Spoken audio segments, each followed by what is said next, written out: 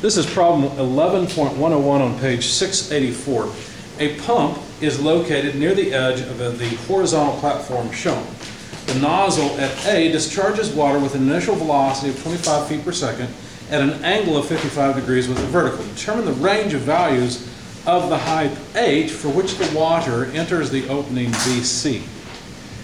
Now, I think one of the reasons that problems like this are given to you guys, as students, is to confuse you. Actually, I don't think that's the case. I think it's given to you because there are some simplifying assumptions we're going to make that will contrast with your everyday experience. You've probably taken a garden hose out in the summer, squeeze the trigger, and watch the water spray out. And you know that it doesn't just go to one point. You can hold the hose as still as you like, and yet it'll tend to vary a little bit where it lands. We're assuming that's not the case. We're assuming that, in fact, what will happen is the water droplets will come out and act like individual balls that perfectly fall in exactly the same place. Is that a good model? It's reasonable. We'll give you a decent estimate. It's not perfect. We're neglecting drag. We're neglecting a lot of probably what are chaotic effects. I'll show you what that means in just a little bit. But essentially, we're dealing with ballistic motion here. So let's draw the image. Let's see, here's point B, here's point C. There's some dimensions given because our pump sits back here on ground. There's some type of scaffolding system that can raise and lower the pump. A very, contrived problem. Typical dynamics problem, but you can learn something from it. And so what we're interested in is how this height relates to the stream landing. We'll have blue. We'll have to have green water. Maybe we're pumping out nasty water. It's the water you don't want to drink. Yeah, that's why we're throwing it into a pit, right? What you don't want to drink. So A is right here, and I will put the origin of a coordinate system at that point. Now I could have put the origin down at the ground level, but I'm going to put it up here. You'll see why in just a second. The distance from this point over to B is apparently 20 feet. And then there's a further 4-foot width of this pit, whatever it happens to be. So the distance between B and C is 4 feet. And the only other thing that's not in the figure that I need to note is that the initial velocity, V naught, which I've indicated here, V naught is 25 feet per second. And the question is, what range of heights will make this stream land in the pit between B and C? Go ahead. So I was just a bit confused about what exactly it's asking for. Well, it's asking how far can we raise and lower this pump to get this stream to go either hit B or hit C or somewhere in So between. H is going to change. Yeah, so H is going to change. We just have to decide what values of H. Okay. And it's Good not tip. asking for like in the stream, it's at the point of where it exits. What height should that be so that the water landing in the hole? Correct, yeah, it's just asking at this nozzle exit, how high should the nozzle exit be? Yeah, that's the question. Good. Any other clarification questions? Okay. What do you know? Assume, now I've drawn this as a stream, but what about if we think of this as just a bunch of balls, maybe BBs or something like that? What do you know about say one BB when it's shot out of the end? It has an initial velocity both in the X and Y direction. It does. It has an initial velocity in the X and the Y direction. Let's calculate those initial velocities. In the X direction, it'd be what? V naught. Pardon? I was thinking cosine, V naught cosine. Is it? Be careful of thinking that X always goes with cosine. Look at the vector we're trying to decompose. The vector is here. That's our velocity vector. And the angle we know is there. So if we want the horizontal piece, it's opposite the angle. Therefore, this must be sine of theta. Or, in our case, sine, well, we'll just leave theta there. But theta is, of course, 55 degrees. See why it's not cosine and it's sine? Yeah. One thing that happens with students is they start to think that X always goes with cosine and Y always goes with sine. Because I was thinking of, Just using the difference. I was using Y. You were thinking of Y. Initial Okay. velocity of Y is, Yeah, so for the initial velocity of Y, we'll have to use cosine of theta.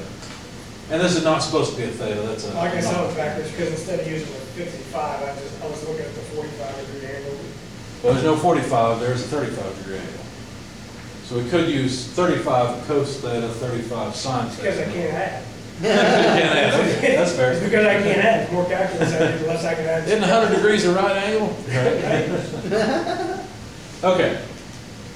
So the initial velocity of 25 feet per second times sine of 55 degrees. Somebody calculate that. Somebody else give me 25 feet per second times cosine. The V naught X is 20.48 feet per second. Thank you. 25 cosine of the angle is 14.34. 14 point what? 34. 34, thank you. So there's the initial velocities. Which one stays constant? The x direction stays constant. We're assuming that there's no air resistance, and so the horizontal component of velocity of each of these little balls remains constant. There's v naught x. It's going to remain constant. V naught y is going to, well, v naught y doesn't change, but vy will change over time. These initials, well, for x, we could just say it's vx. It doesn't matter if it's v naught or not. At any time, that's the velocity. But of course, the velocity in the y direction is going to change. Okay. Now, what are we interested in here? Are we interested in time, how long it takes for the droplets to reach the, no. We're interested in distance and velocity, aren't we? As well as position. So position, velocity, and, well, we'll have an acceleration of vertical, but position and velocity is what we're interested in. Now, how can we relate position? Well, we might have to go through time because the amount of time it takes for it to go from here to B or from here to C will be the same amount of time it has in the air, so maybe we'll go through time, I don't know. But let's just write down the three acceleration equations that we know are true. So help me out with the acceleration equations for the y direction. Well, actually, let's start with the easy one. Let's start with the x direction. There is no acceleration, and therefore, the velocity in the x direction equals the initial velocity in the x direction. We've already got that. Or we can also say that the x position as a function of time is equal to the initial position plus the velocity in the x direction times time. Either one of those would be true. Okay? In fact, both are true. In the y direction, what do we know about the y direction? Well, there's three different equations. We could say the height, y, that's not really the height because it's measured from here. So this y is not exactly h, is it? But y equals y naught, the initial height, plus v naught yt plus 1/2 acceleration in the y direction t squared. Of course, acceleration in the y direction will be negative g. We'll plug that in. Why is y not? Its initial height. Why not? Well, I think this would be h. I agree. The initial height, y naught, would be equal to h. I agree. Oh, okay. Yep.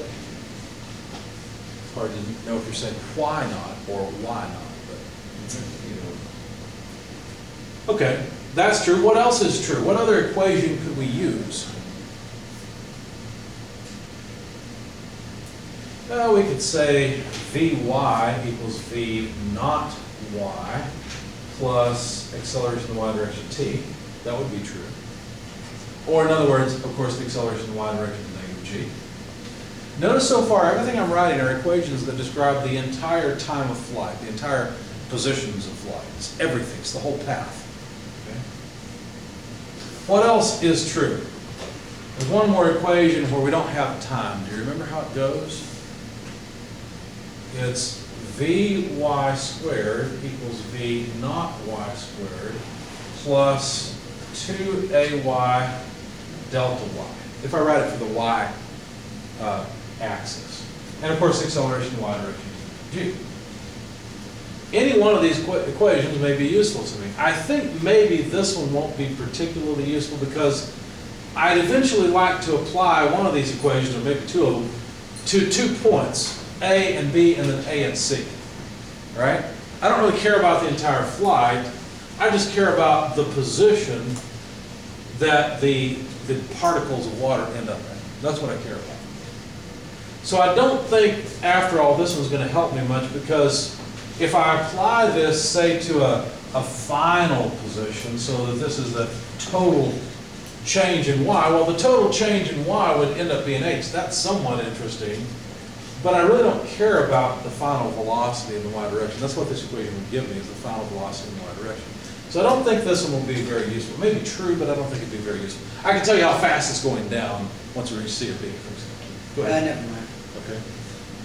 I think what might be more interesting is to relate the time of flight to both, because the only thing that relates these two motions in the horizontal and vertical direction together is that it's one particle that's moving through time at the same time, if that makes any sense. Okay?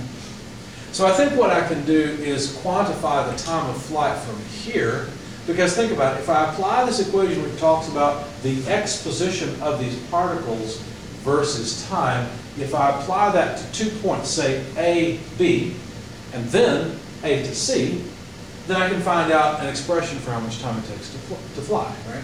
In fact, let me rearrange this one and say time equals, well, let's see, let's simplify things. Since our coordinate begins here and A, x of A is 0, I can just plug in a 0. So that should simplify. And then basically the time would be the position divided by the velocity in the x direction. What position? Well, in other words, the time required to reach B will be equal to x of B, in other words, the horizontal position of B, in other words, 20 feet, divided by the initial velocity, which is the same as the velocity in the horizontal direction at any point in time, right? And I don't mean the whole 25 feet per second. I mean just, what, 20.48 feet per second. That's Vx. Tell me an expression for the time to reach point C. How would that go? Would it just be XC over VX? That's it. So the 24 feet divided by the velocity in the horizontal direction. Notice these velocities in the horizontal direction are the same thing. They're both 20.48 feet per second. Why am I going through this and not actually plugging in numbers? Because you're probably gritting your teeth, wishing that I would plug in numbers. Why? Because I want you to get used to thinking about what do these symbols mean. I'm dealing with two different times and two different positions of the particles, you see? Just because it's positional in relation to time. Right. So it doesn't matter, because you're assuming constant velocity, it's only. It's constant velocity in the horizontal direction. Yeah. So I'm trying to keep all this very straight and very simple. So could we calculate these as numbers? Yes, we could. So let's do it. So x sub b is 20 feet. So let's take 20 feet divided by 20.48 feet per second, and we'll get the number of seconds of flight. It's going to be very close to 1. 0.977. That's how long it takes to fly from A to B. How long does it take for these droplets to reach C? So that's going to be 24 feet divided by 20.48 feet per second. 1 point something. Somebody else? That's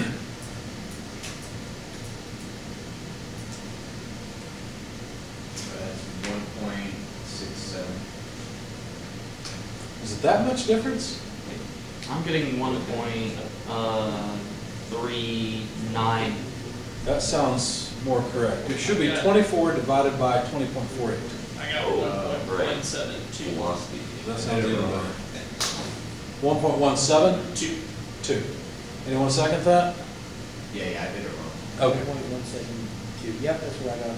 Okay, there we go. So now we know how long it takes a droplet to go from A to either B or A to C. Now, if that is the flight time, then we should be able to plug that into either here or here. Again, I don't really care what the velocity is in the vertical direction, do I?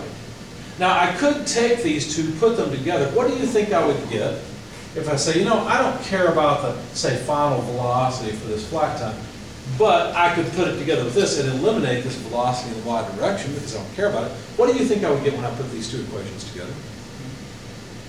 I'd get that equation. These are not linearly independent equations. You can use two, but as soon as you invoke the third, you've already used up all your equations. Because these two put together is that equation, these two put together is that equation, and these two put together is that equation. That's just how it works. Right? You can prove that to yourself with algebra if you want. So I'm not going to bother with either one of these because I'm not really interested in the vertical velocity when the particles reach B and C. I'm interested in position versus time because now I've got an expression for time. Go ahead. So you found time to just eliminate a variable?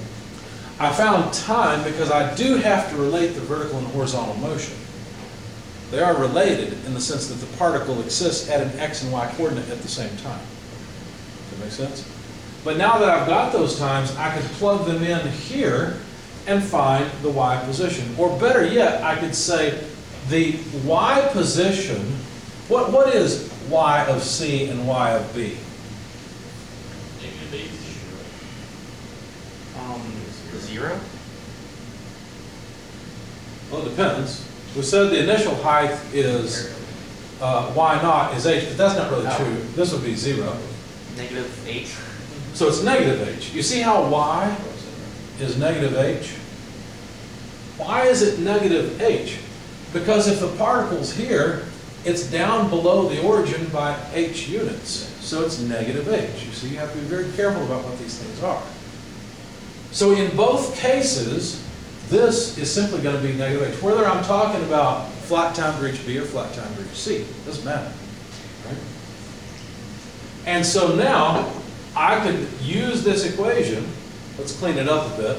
Negative h equals, we don't have that one, v naught y t minus g over 2 t squared.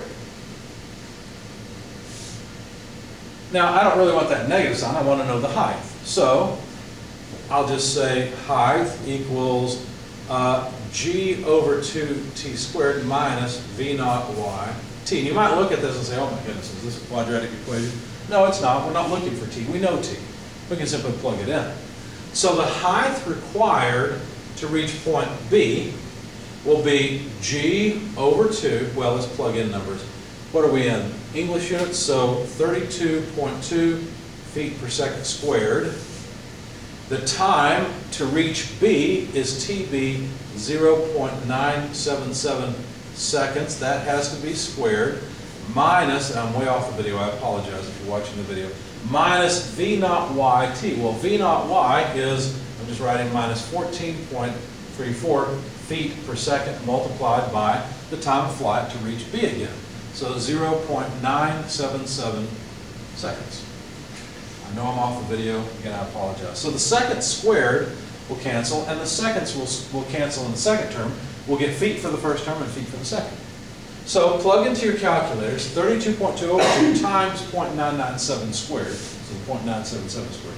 Then subtract 14.34 times 0.977. What do you get for the height required to reach B?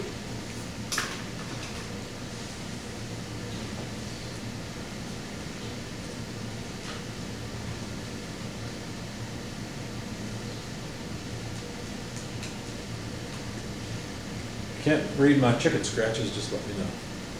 32.2 over 2 times 0.977 quantity squared. Well, 0.977 squared first. Minus 14.34 times 0.977 is how much? Good. What's your question? I'm trying to solve it myself first. Okay. Where did HB come from? Where's what? Where did HB? Well, I'm just evaluating the height at the time TB. If the time of flight is the time that's required to reach B, what height is required? So it's it's height B. Height to reach B. Height to reach B. Oh, and then of the water, and then the water will it would need a different height to reach C. Exactly. For them specifically, Correct. like individually. Yep. So height to reach B, we got is about 1.358 feet. However you want to know Anyone second that? I thought it was higher than that, but that may be it. That's second too. Now let me ask you a question. Will the height have to move up or move down in order to reach C? What do you think? What's that? Have to move up. How many people vote for up? Anybody vote for down? Okay, good. Your intuition's right. It will have to move up. So let's calculate the height. Let's give ourselves some more space. Let's calculate the height to reach C.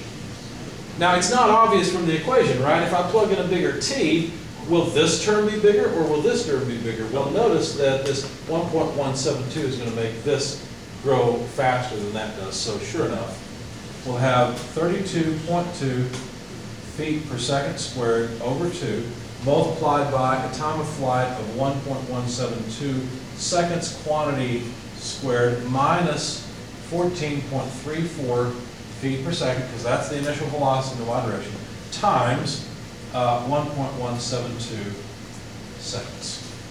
Again, the seconds squared cancel, and we have feet for the first term, feet for the second term. Okay? So what height is required in order to reach point C?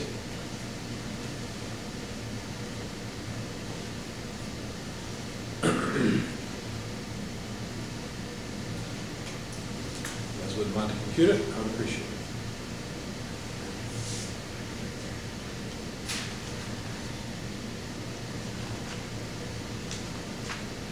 I got 5.308 feet.